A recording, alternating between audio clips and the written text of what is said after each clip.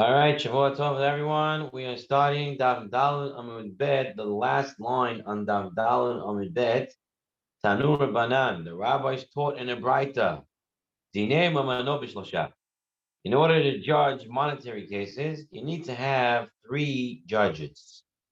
Then, as we turn on to Dav Hey Amud Aleph, Imahaya Mumhel Rabim, Dan Afilu Yahidi. However, if the judge is an expert judge, he can judge even alone by himself. So the first thing we have to do is you have to define what expert judge is.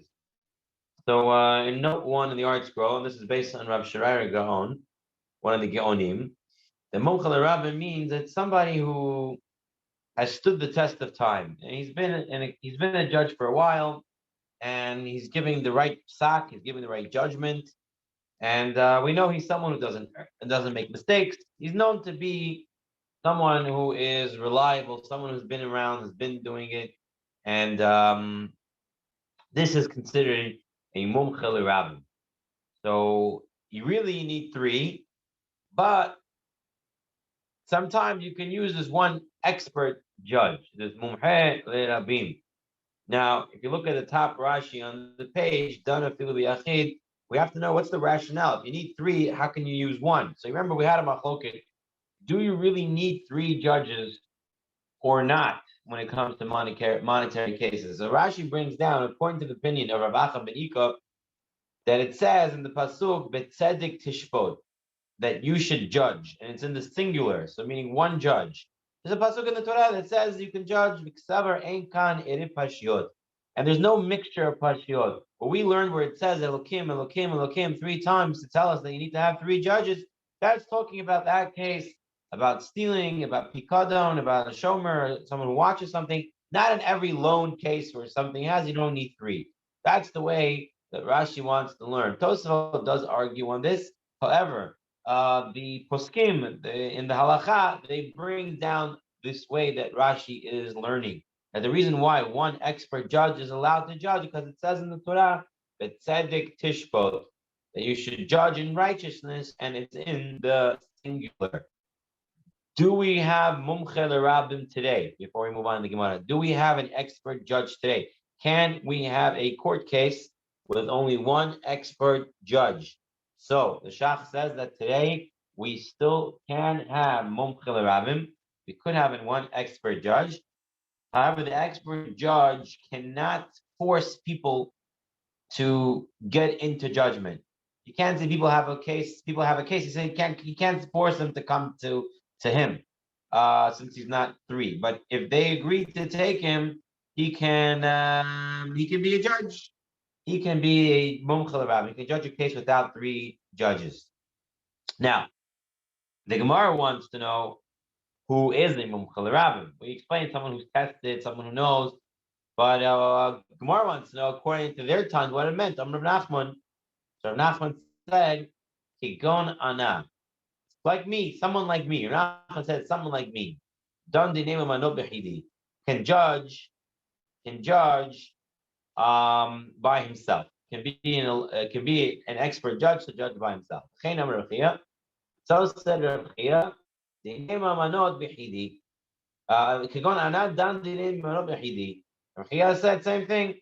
Rav Chia said, like someone like me, can judge cases of monetary issues as one judge, one expert judge. So we have Rav Nachman and we have Rav Chia, both of them saying, someone like me. Now, someone on Shabbat asked, and said, "Oh, isn't it gava?" Someone saying, "Oh, someone like me, I'm the expert judge." Someone let it be like that. The truth is, anova, humbleness, doesn't mean someone doesn't know his worth. You know your worth. You know what you can do. You know what you can't do. You know who you are. And what humbleness means with anava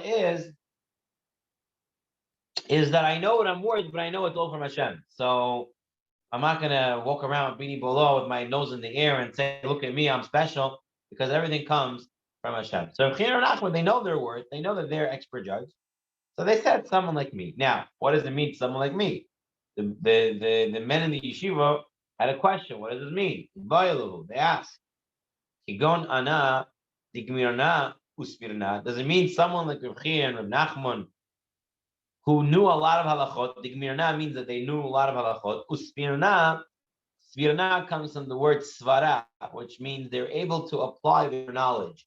They're able to give a logical opinion on something based on what they know somewhere else. They're able to make these type of inferences and analogies to understand and analyze the concept. So it doesn't mean someone like Rav Chia and Rav Nachman who knows a lot of halachot and they're able to analyze and give svarot, and they got reshut. They got reshut means they got permission to judge. Okay, so this needs a 1 second explanation here. So we know the original way that we had dayanim, the original way we had smicha, which is part of Parshat Yitro, is that Moshe Rabbeinu would give to the other judges, which is known smicha, ish mipi ish. So from Moshe Rabbeinu, it would be passed down, down, and down. Later on in Jewish history, smicha it disappeared due to problems with the Romans and everything. There was no more smicha. At that point, they were giving now permission, reshut. The Jewish government now gave permission to certain people to be judges. So they were judging based on the authority of the Jewish government. So here they're saying, does it mean someone who's smart, like Rav Chia and Rav Nachman, and they got permission from the government, to the Jewish government, to judge? But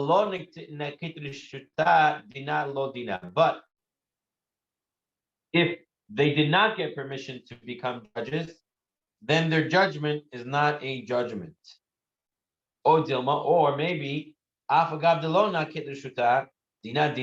maybe even if they didn't get authority from the Jewish government, still their judgment is a judgment. So what does it mean, an expert judge? An expert judge means he's smart and he got permission to judge, or does it mean he's smart and he's judging without permission to judge? That's the question. If you need permission and you don't have it and you judge a case, then your case should be nullified, should be canceled, because you didn't have permission to rule.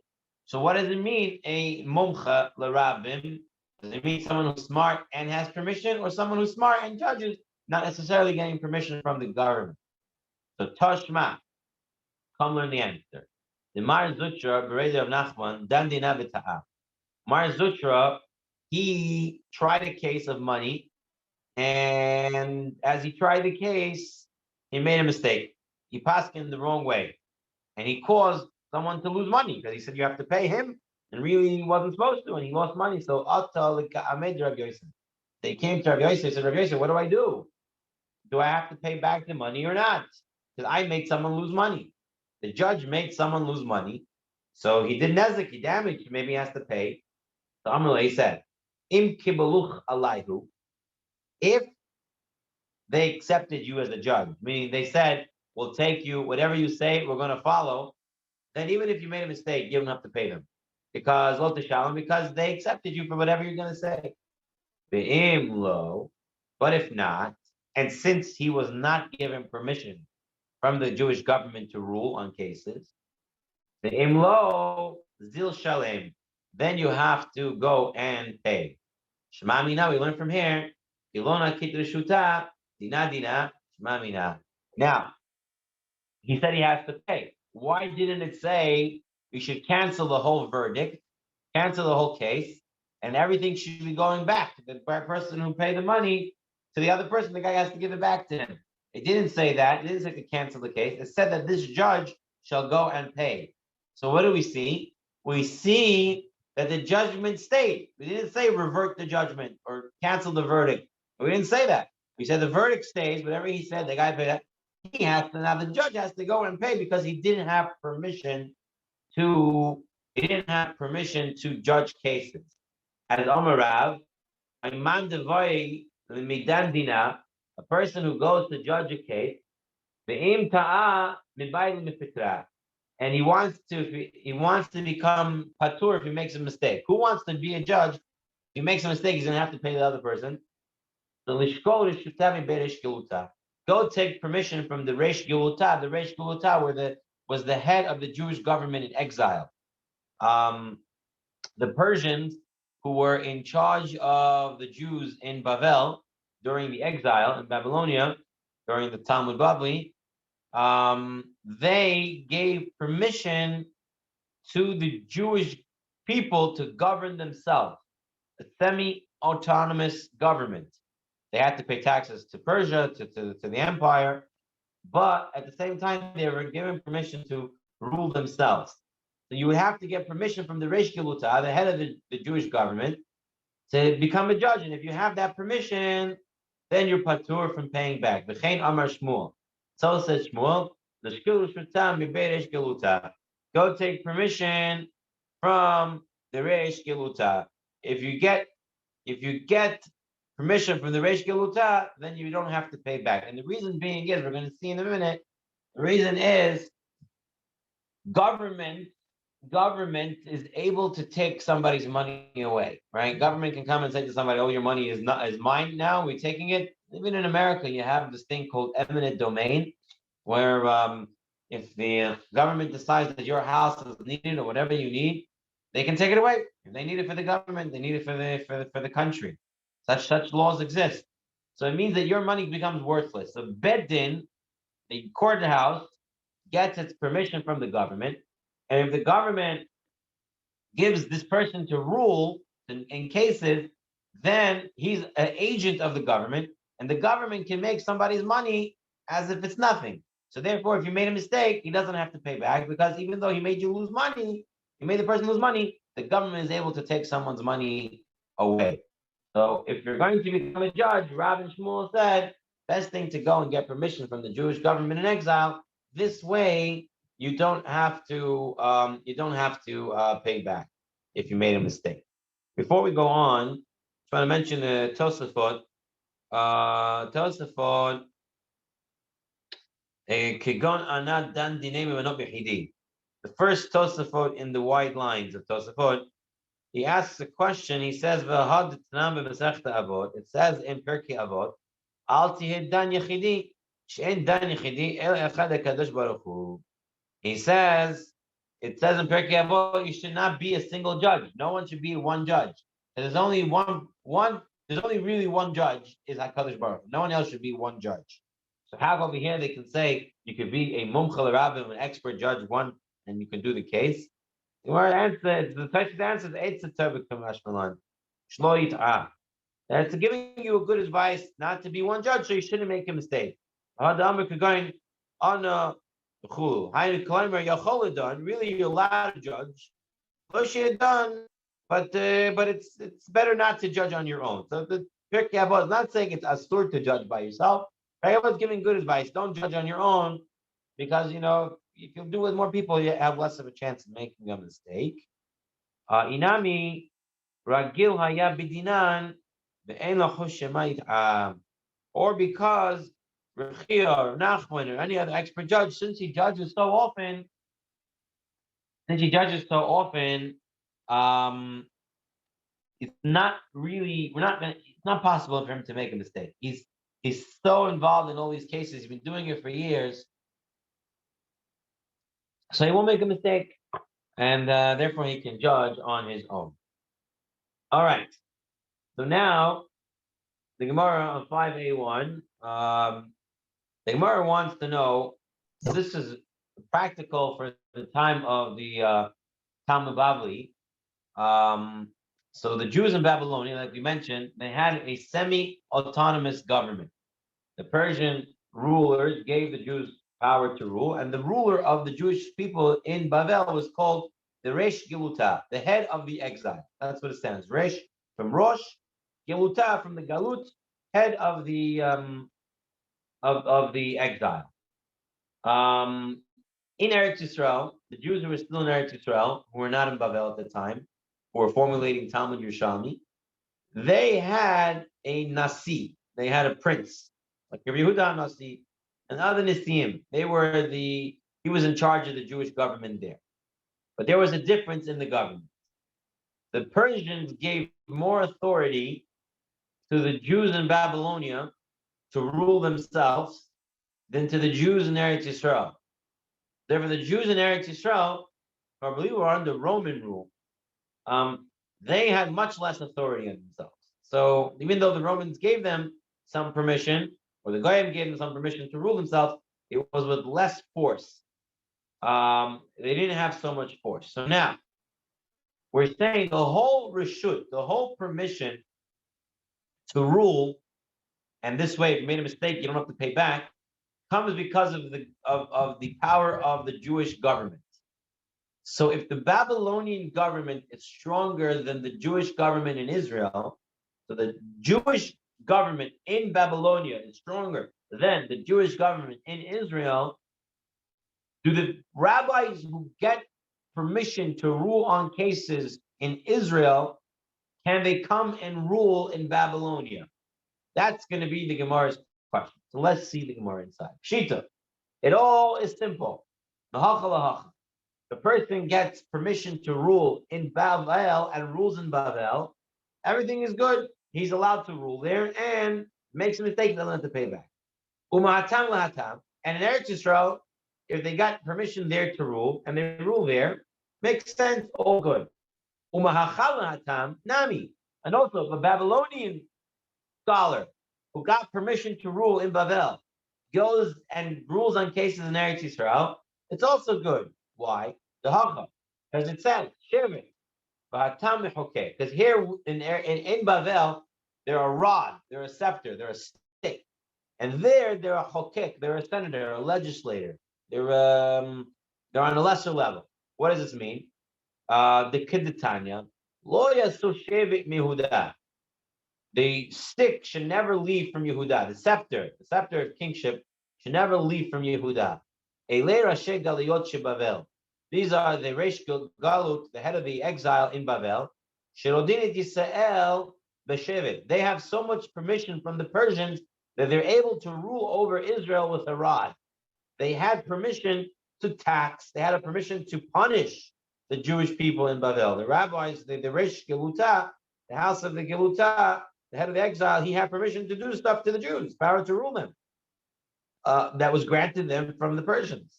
Therefore, they were considered a strong government.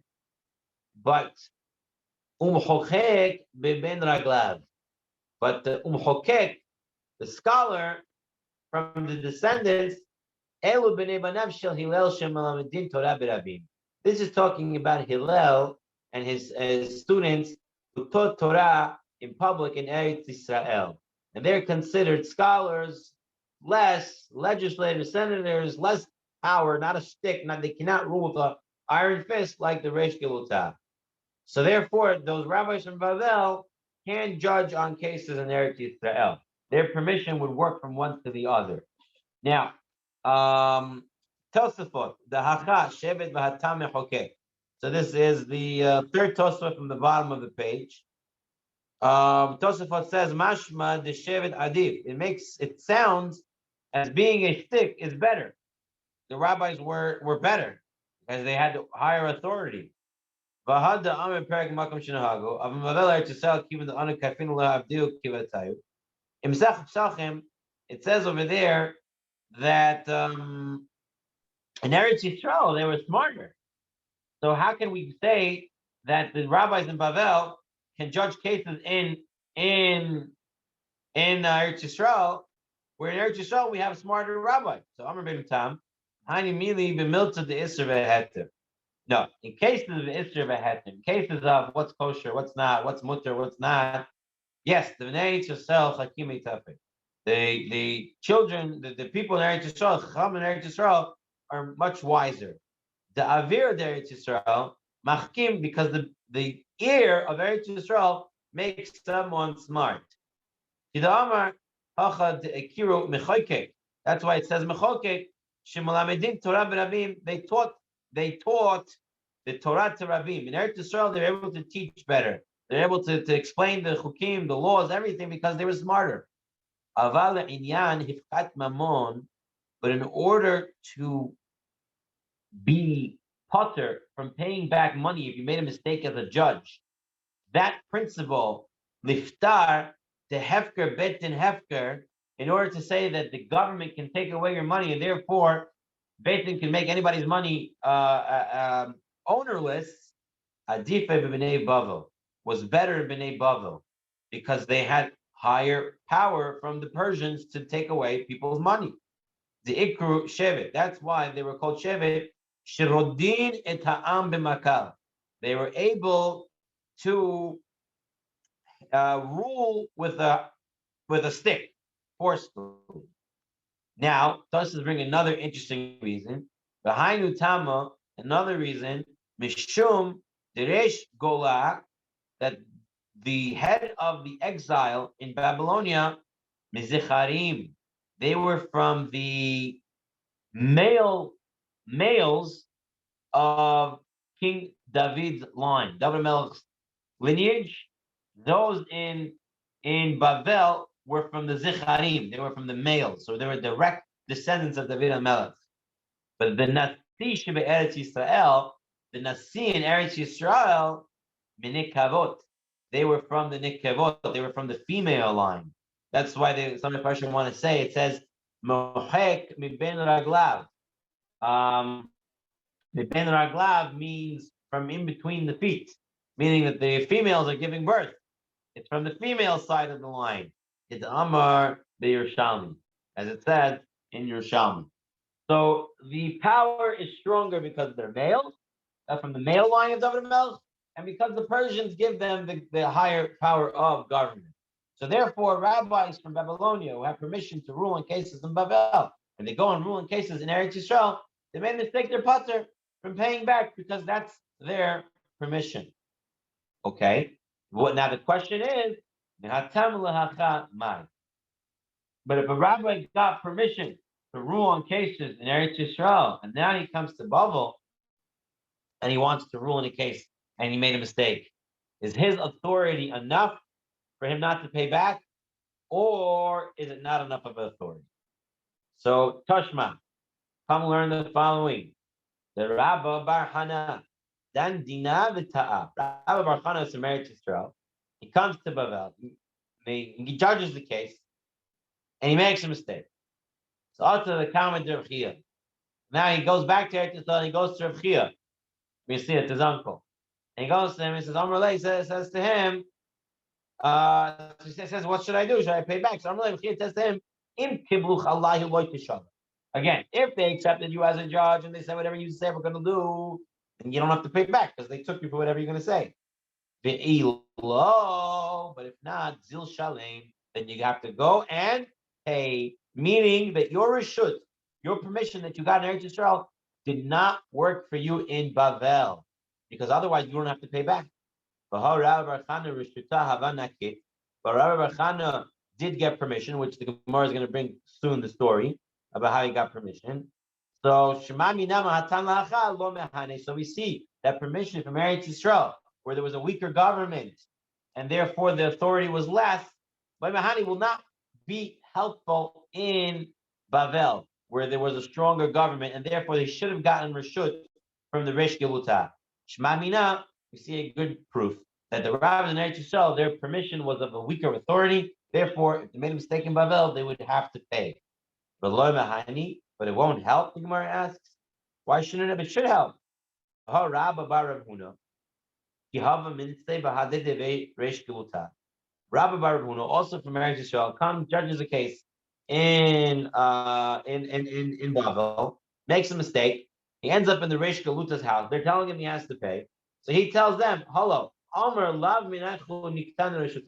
listen, guys, here, I didn't get permission from you here in Bavel. I got permission from my father, my master. And my father, my master, Mirav, from Rav, Rav Chia. And Rav got it from his uncle, Rav Chia. Rav Chia, Rebbe, and Rav Chia got it from Rebbe. I have nothing to do with you guys. My permission comes from a different place. Therefore, don't tell me what to do. That's pretty much what Rabbi Rav Huna was telling the Reish Geluta in Bavel. So you see, he's saying that my authority is good, and you guys have no permission to tell me what to do. So the Gemara says, yes, he was saying that, but that's all he was doing. He was just talking. It didn't really mean. The milta de alma was just mere words, that he was trying to stop them with. But in reality, the government, the Reish Gilutah, has more authority than the Nasi in Eretz Yisrael. Now, if their permission that they got in Eretz Yisrael didn't help, then why did he go and get his permission? We're going to see Rabbi Bar Chana was leaving Eretz Yisrael when he went and he got Rishut to judge cases. Now, if his judging cases only would work in Eretz Yisrael, then why did he get it when he was leaving? In fact, even if he was in Eretz Yisrael and he got it, he wouldn't be able to use it because Rebbe was there, Reb Chia was there, and we're going to see halakha that when in the olden days when they had a Rebbe Muvak, they had a main rabbi, you weren't allowed to, and no one else was allowed to answer shayalot. You weren't allowed to answer. No one else was allowed to answer questions. So the question is, here he got it on purpose because he was leaving, and then you're telling me it won't work in bubble. So why did he get it? So you know, he got it. He got it for those cities that are really in Bavel, but they border Eretz Yisrael. So while they're traveling down to Bavel, they go through these border cities which have relations with Eretz Yisrael. They would be allowed to paskin she'elot. They would be allowed to answer questions in those border cities. That's why they got it. So now the Gemara is going to tell us the story of, I don't know what happened there. Okay, of how Rabbi Bar Chana got his smicha. My reshuta. What is this authorization? By the way, when I say smicha, not real smicha. By this time, there was no more smicha from Moshe Rabbeinu, from person to person. Didn't exist. This is reshut. Reshut means permission from a Jewish government to judge cases. So my reshuta. Which authorization is this? Rabbi Bar Chana was going down to Bavel. Reb Chia said to Rebbe. Reb Chia is Rabbi Bar Chana's uncle. So Chana is here is a boy's name, and Hana is Reb Chia's brother.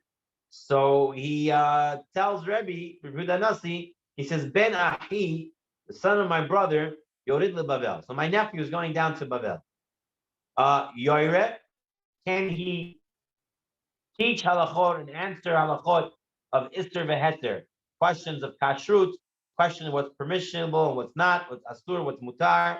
Is he allowed to do that? The Rebbe said, Yoreh, he has permission.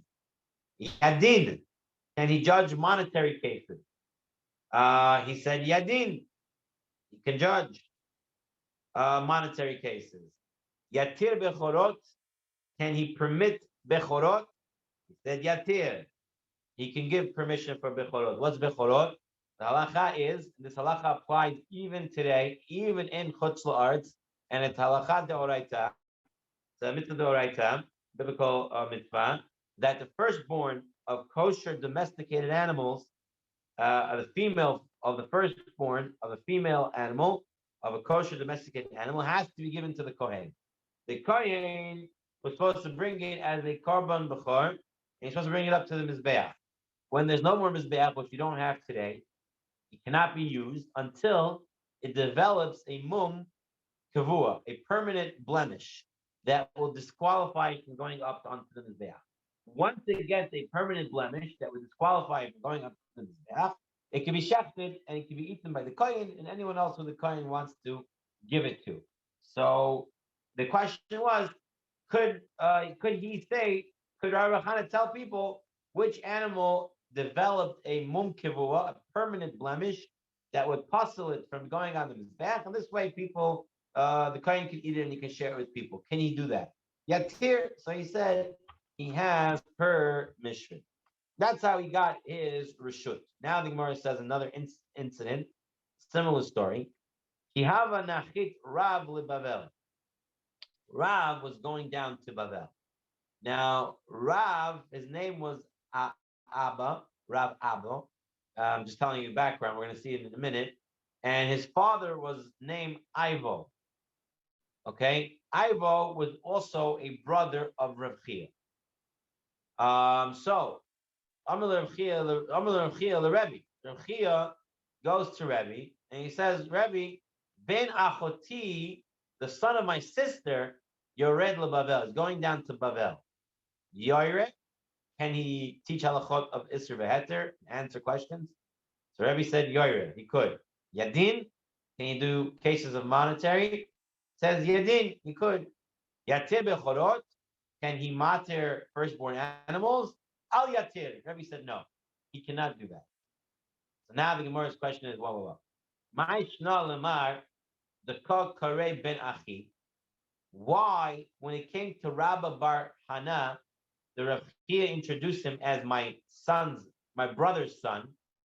And why, when it came to Rav Abba, did he say the kol kare ben achoti? He said it's my sister's son.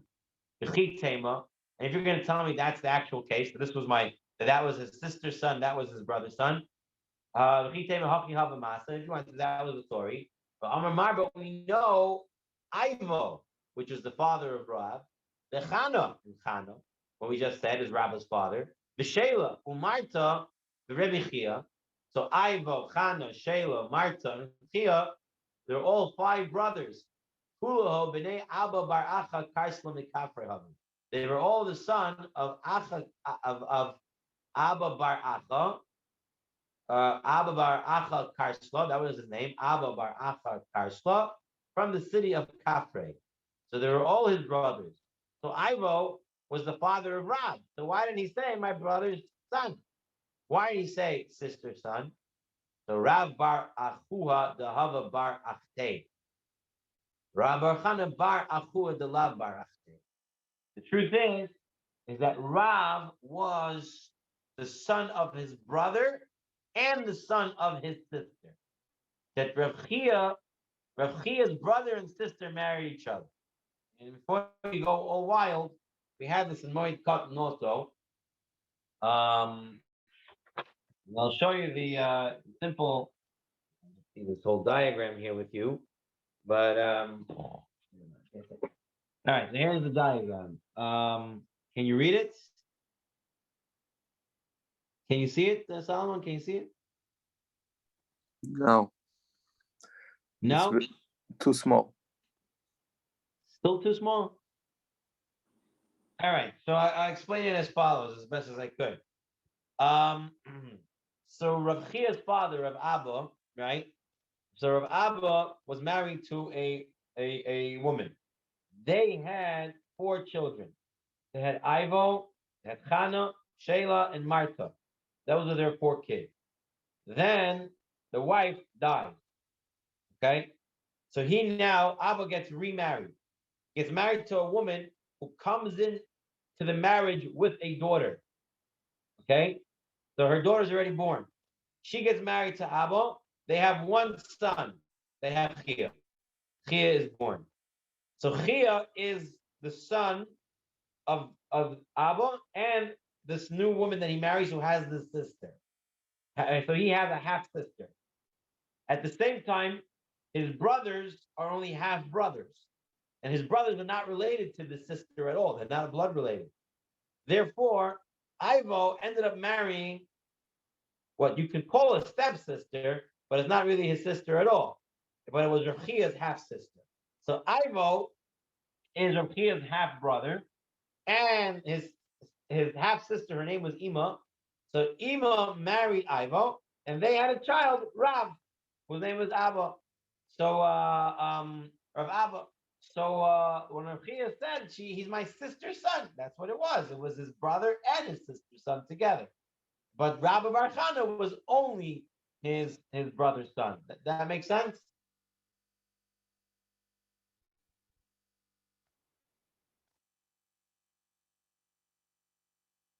Okay. I'll take it as a yes. All right. V'ibay tema. Want to say better? Hashem Chachmato, because of his wisdom, since Rav was so smart, that's why he called him his sister's son. Because we know it says, "Emor lechokhma," you should say to wisdom, "Achoti at," that you are my sister. That is a pasuk in Mishlei. So that's why he said Rav is my sister's son, because he is that smart.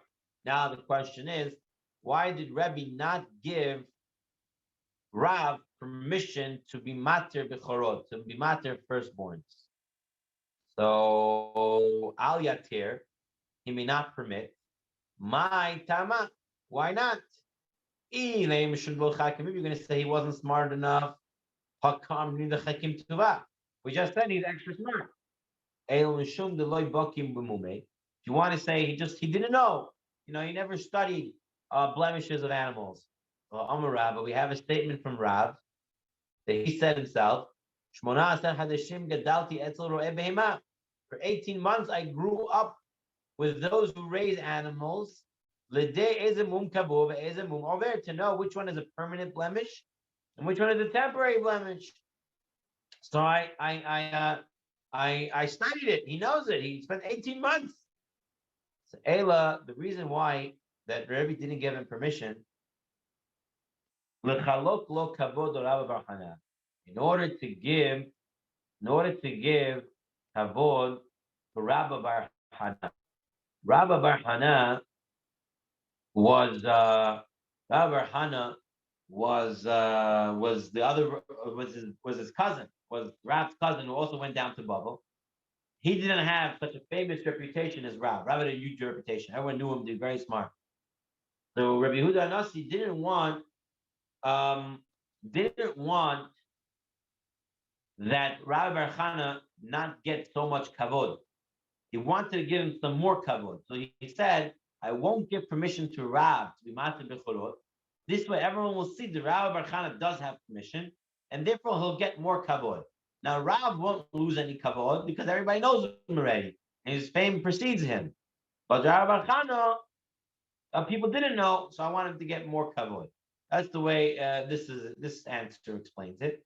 If you want to say Mashum ha gufa, exactly because of this, the Rav Baki b'mumei tafe, because Rav was such an expert, so good at understanding which blemish was permanent, which one doesn't. He knew even stuff that other people didn't know.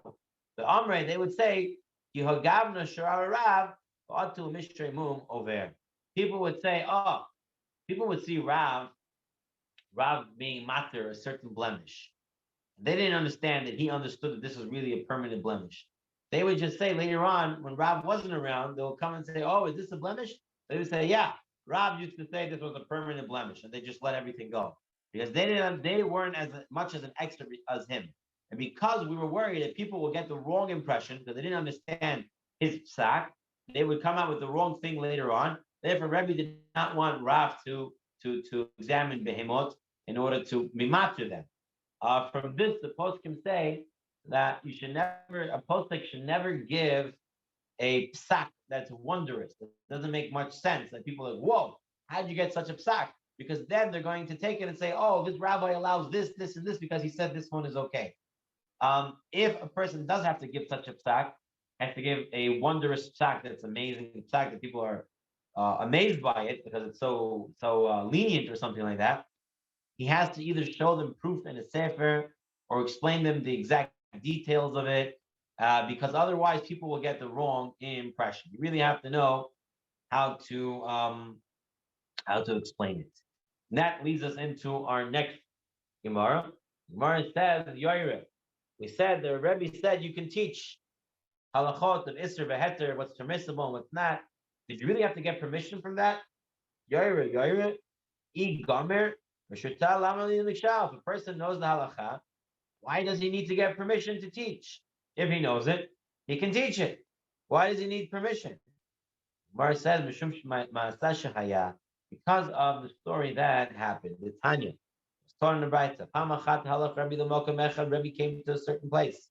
Rashi from Yerushalmi says it was Akko.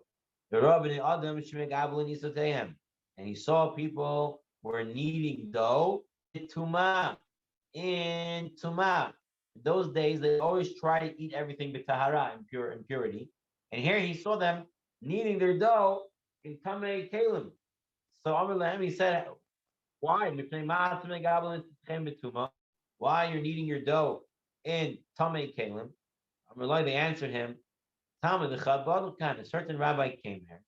And he taught us, me b'tza'im and machshirin. that swamp water, water from the swamp, from the marsh, does not make food tameh. No food can become tameh until it becomes mechushar, until it becomes prepared to accept tuma, which means it becomes what's it called wet with one of the seven liquids. Seven liquids are water, dew, wine, blood, oil, milk, and honey. One of those seven liquids have to touch the food. And once it touches the food, then it becomes tameh. So they said we were told that swamp water doesn't make tameh. Now that's wrong. Any water can make food. Any water touches it, now it can become tameh. So where did they get this idea from? What did the rabbi say? The Gemara says, "V'hu mei v'tzim darashlahu." He said, no. The rabbi who came said, if you mix it with eggs, no water, it's just flour with eggs, then it doesn't become tameh. He's right because never touch water. And they heard him say marsh water, swamp water, and they didn't hear eggs. They made a mistake in what he said. But Tan Nami Baha. And they also made this mistake. Where did they? This whole mistake led from another mistake. Because why? It said, make karmion or me figa pisulim. When you're making the mixture for the paraduma, you take the ashes of the paraduma. You have to put it. The Torah tells you to put it in mayim chaim el keli. You have to put it in spring water in a vessel. The spring water has to come from spring, from water that keeps growing and becoming stronger, and a moving water. And there it says that the waters from this Carmion, Ufiga, these two rivers, which Aruch says was somewhere near Damascus, these rivers, they were pasul. Rashi says because they were standing water, they were not moving water. Tosafot says because it was mixed with too much mud and earth that it would make a separation between the keli and the water. And they were possible to use. It's saying because they're swamp water. Either they're standing or either because they're mixed with too much garbage inside. And they thought, now, for using it for the paraduma, it's possible. So also for it to be water, to make something to be able to become tameh, also it would not work. But it's not the way it works. For the chatat, for the paraduma, you need mayim chaim, spring water, moving water, or clear water. But to make something tameh, any type of water that touches the food prepares it to get tameh. Tana, the sha'ab, at that time, Rebbe said, therefore, no person should teach unless he gets permission from his rabbis. Shouldn't teach until you get permission. Why? You want to make sure, the rabbis have to make sure that you know what you're talking about and you know how to say it, that you know how to explain. When I first started teaching, first my father would always sit and listen to me, and in front of people correct me if I would say stuff going the wrong way, or could be mistaken the wrong way. I felt my father was pretty tough on me though, but he made sure that I always would explain it and show it and explain that people would understand. And also my rebbeim in yeshiva, I had my rebbeim in yeshiva listen in when I would give chaburas, when I would explain the Gemara, and even when I started teaching, I told Rav Reisman and I asked him. I said, I'm starting to teach, and he said, okay. Yeah, you have permission. Just make sure explain it very carefully and stuff. So you have to get permission when a person starts to teach to make sure that he's teaching correctly. That's from that Gemara. Tamchum berei the Rabbi Ami Ikla Chatar. Tamchum, the son of Ami, traveled to a place called Chatar, Darish Lahu, and he was saying a halakha, and he said, Mutter l'litot chitim b'Pesach.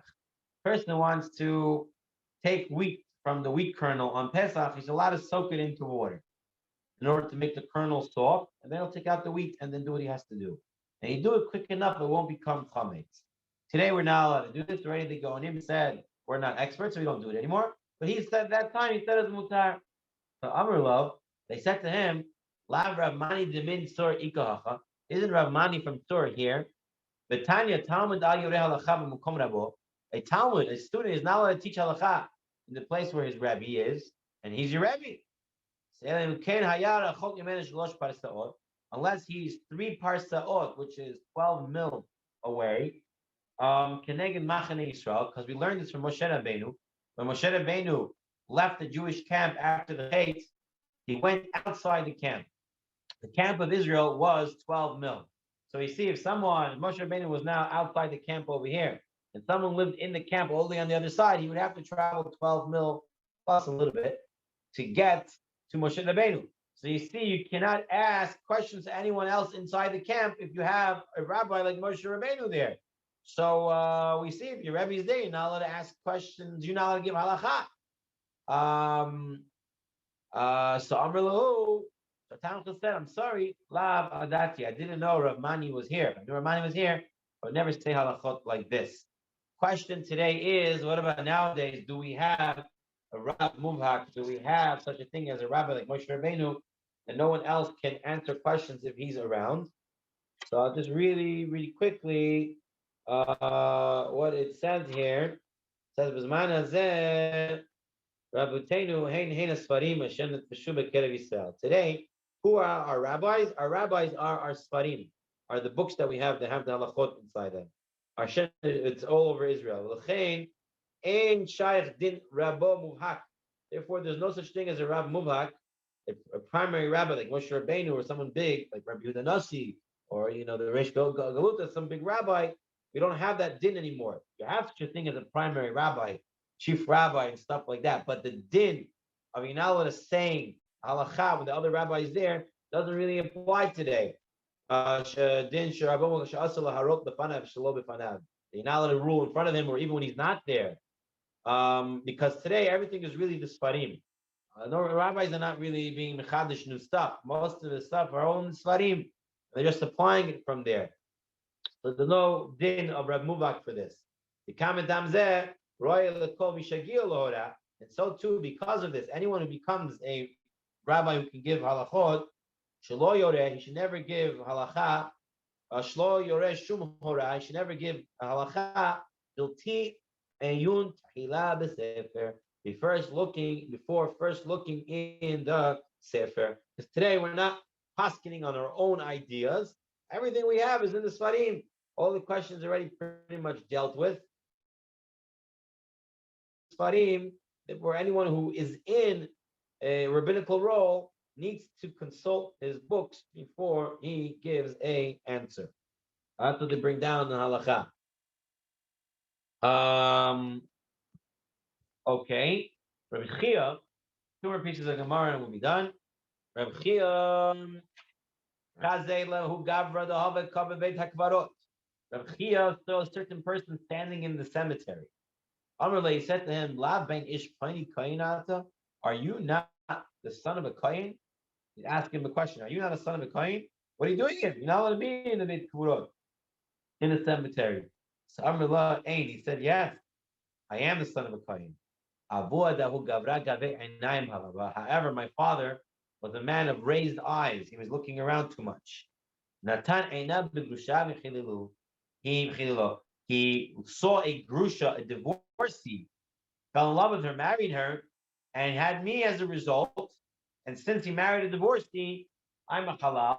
I don't have any halachot of a kohen because I'm a halal. Therefore, I'm allowed to be mitzvah because I'm not a kohen. Although my father was a kohen, I'm not a kohen because my father married a divorcee. Now, what is this Gemara doing here? The Rashi asks that question. The Rashi says, "My boy what is it doing here? This Gemara." He says, "The Atal Ashminon, Afagad the Rebbe Hiyat Talmido, the Rebbe Havim Kama, the Ravhu Lo Chalak Lo Kavod the Rebbe, and Lahafresh them in a Isser, Dylan Afrishim Yisura." So he wants to say over here that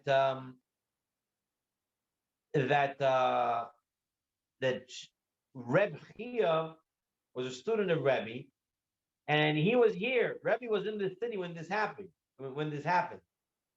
And Reb Chia said something to this person. How could he say something to this person? Rebbe is in the town. How could he give halacha? So further on in Rashi, he wants to say that when it comes to stopping somebody, it's permissible. So even though your Rebbe is there, you shouldn't really be teaching because the Rebbe was there, because the Nasi was there. But in order to stop somebody, you're allowed to say something. In order to stop someone from doing an Avirah, you're allowed to say something. The Meiri says, Rav Chia, even though he was allowed to say something, he didn't even say it straight up. He asked the question instead, because really you shouldn't be saying anything when your Rebbe is there. So therefore, he didn't say it straight up. It's also to be you're a Kohen. He said, aren't you a Kohen? Without actually saying anything. And it came out that way. Again, today we don't really have a Rav Muvhak that we can't really answer questions.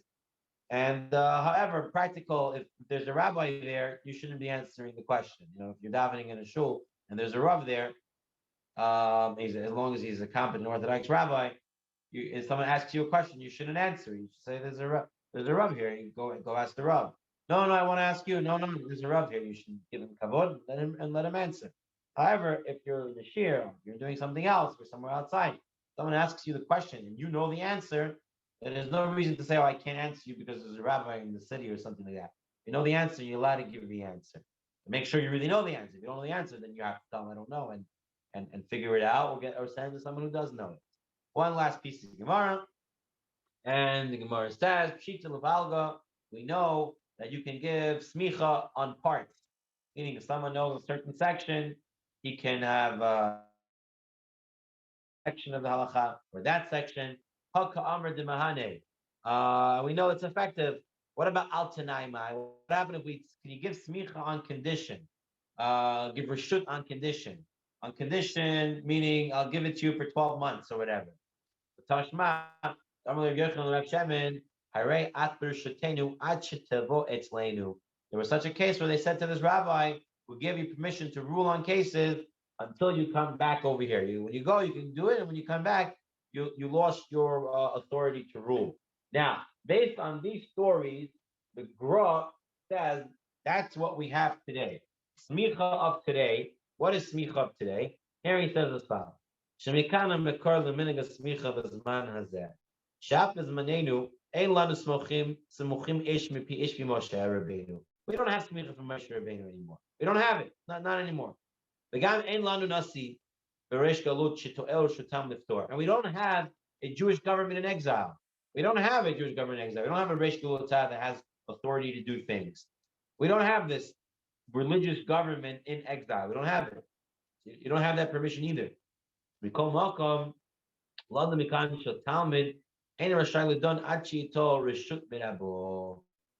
see here, however, that a student shouldn't teach until he has permission from his Rebbe.